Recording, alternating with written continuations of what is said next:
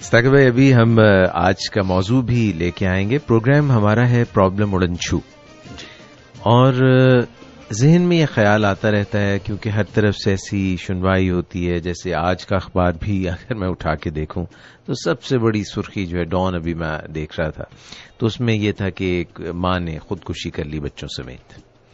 तो इस किस्म की जो बहुत सारी हम बातें सुनते रहते हैं, पढ़ते रहते हैं, उससे असरात जो मुरतब होते हैं दिल पे और दिमाग पे, वो बड़े मनफी होते हैं। तो कभी कभी ये लगता है कि जिस तरह पाकिस्तान की सूरत हाल जो है वो बड़ी दिगरगूं है और उसमें बेहतरी के इम्कानात कुछ कम नजर आते हैं। ऐसे खदशात हैं जो हमें डरा देते हैं, एक धड़का सा लगा रहता है।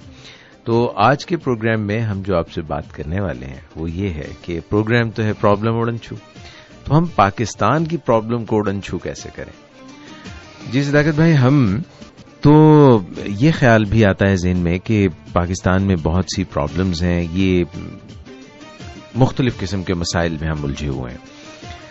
तो आप being a CEO of organisations, मसाइल तो आते रहते होंगे, ये तो मुमकिन नहीं कि मसाइल ना आते हों। तो फिर पाकिस्तान के बहुत बड़ी एक ऑर्गेनाइजेशन समझ सकते हैं पाकिस्तान को भी, तो वहां पे भी मसाइल आते हैं, और इतने इतने बड़े दिमाग, इतनी पावर के साथ उनके पास मैंडेट है, तो मसला हल क्यों नहीं हो पाता? देखिए इजाज भाई, मसला हल होता है मसला हल करने से, समझौता करने से, या किसी चीज को बर्दाश्त करने से, जिन्हें माशरती वैल्यूज बहुत समझा जाता है। समझौते करना, बर्दाश्त करना, इनको मुस्बत इकदार समझा जाता है। मुश्किल इकदार है नहीं। अच्छा, मुझे यूं लगा कि सारी जिंदगी में दर्द को कबूल नहीं कर सका, यानी तकलीफ को कबूल नहीं कर सका कभी भी, और ये बहुत अच्छा हुआ। क्योंकि जब भी मुझे तकलीफ हुई मैंने उसे कबूल करने के बजाय उस मसले का हल निकालना चाहा, ढूंढना चाहा, और अगर मेरे जहन में नहीं आया तो मैंने इधर उधर तलाश किया, माहिरीन के यहाँ तलाश किया जिन्होंने दुनिया में ज्यादातर मसलों का अब तक हल दरियाफ्त कर लिया हुआ है। तो अगर पाकिस्तान के मसलों पर भी अगर हम नजर डालें तो ऐसे कोई अनोखे मसले नहीं है। या तो ये वही मसले हैं जो दुनिया के दूसरे बहुत से ममालिक को दरपेश हैं, या फिर ये वो मसले हैं जो दुनिया के बहुत से ममालिक को पहले दरपेश थे और उन्होंने इनका हल निकाला।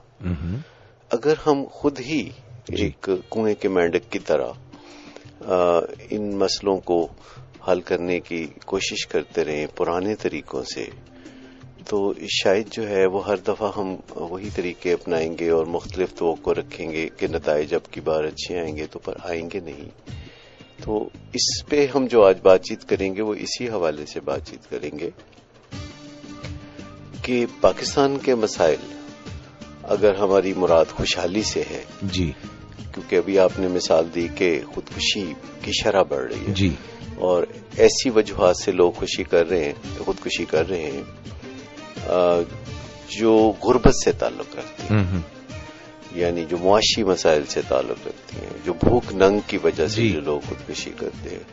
तो इसका मतलब है कि मेरे ज़हन में तो ये ख्याल आता है कि पाकिस्तान अगर एक खुशहाल मुल्क हो तो लोग इस वजह से फिर खुदकुशी नहीं करेंगे। वैसे खुदकुशी की वजूहात गुर्बत, तंगदस्ती के अलावा भी होती है। ये नफ्सियाती बीमारियों की वजह से भी एक बड़ी शरह उन लोगों की है जिनको नफ्सियाती बीमारियां होती हैं, जैसे बाइपोलर डिसऑर्डर या डिप्रेशन। कसीर तादाद खुदकुशी करने वालों की ये उन लोगों पर मबनी होती है जिनको इस तरह के नफ्सियाती मसाइल या बीमारियां होती हैं, और वो इलाज करने से दुरुस्त होगी। वो खुशहाली से खुदकुशी करने से बाज नहीं आ सकते। उनको खुदकुशी से रोकने के लिए हमें साइकोलॉजिकल हेल्प, काउंसलिंग और साइकेट्रिक ट्रीटमेंट की जरूरत होगी। लेकिन ये जो हम देखते हैं कि पूरे का पूरा घर जहर खा लेता है गुस्से में और मायूसी में, इन मसलों का हल तो कम से कम खुशहाली ला के आसानी से हो सकता है। और फिर थोड़ा बहुत हमें रवाज भी डालना पड़ेगा अपने मुल्क में कि लोग खुदकुशी और मायूसी की तरफ जाने के बजाय کسی جدوجہد کی طرف جائیں اور کوئی رستے ہموار کرنے پڑیں گے، کوئی لیول پلینگ فیلڈ دینا پڑے گا کہ لوگ اگر آگے بڑھ کے ہمت کریں تو ان کو نتائج بھی ملے. تو ایسے ہی بہت سارے موضوعات پہ ہم آج بات کریں گے کہ پاکستان آخر خوشحال ملک کیوں نہیں ہو سکتا. پاکستان میں قدرتی طور پر وہ اجزاء بدرجہ اتم موجود ہیں جو کسی ملک کو خوشحالی کی طرف لے جائیں. تاہم اگر میں دوسرے بہت سے ملکوں پر نظر ڈالوں تو وہ ممالک بڑے تہی دامن تھے جو آج بڑے خوشحال نظر آ رہے ہیں. وہاں موسمی حالات اچھے نہیں تھے، وہاں قدرتی معدنیات نہیں تھی، اس کے باوجود انہوں نے نامساعد حالات میں اپنے ممالک کو رہنے کے قابل بنایا اور خوشحالی کی منزلیں طے کی.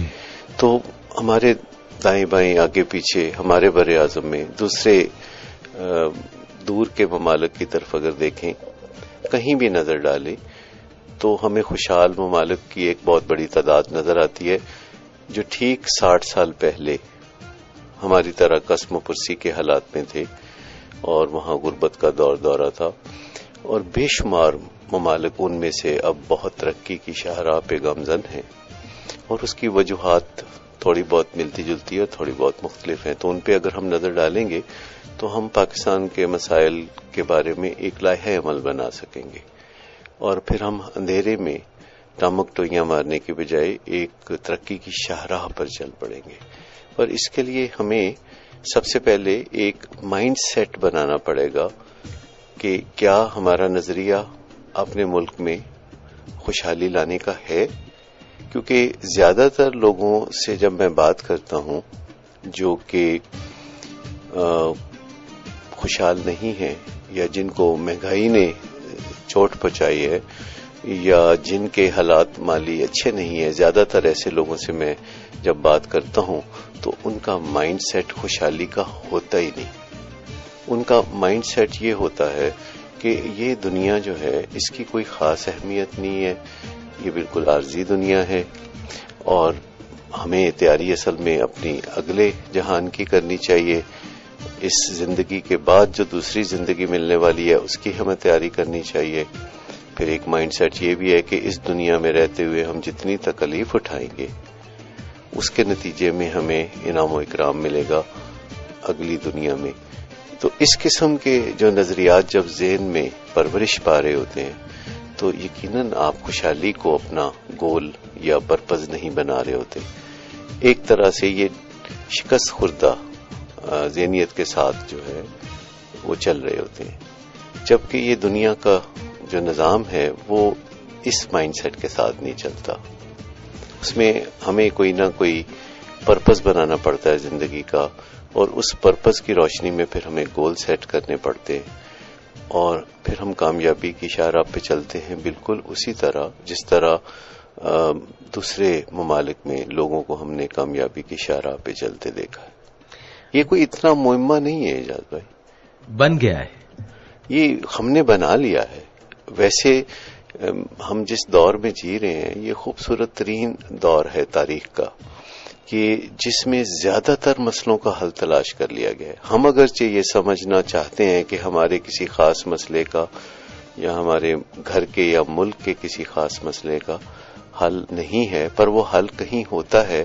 ہم اسے وہاں تلاش کرنے کی بجائے ایک صبر و شکر کی جو پالیسی، اگین صبر و شکر کو جو ہے بہت زیادہ ہمارے ہاں بڑھاوا دیا جاتا ہے اور یہ بھی بہت اچھی قدروں میں آتا ہے.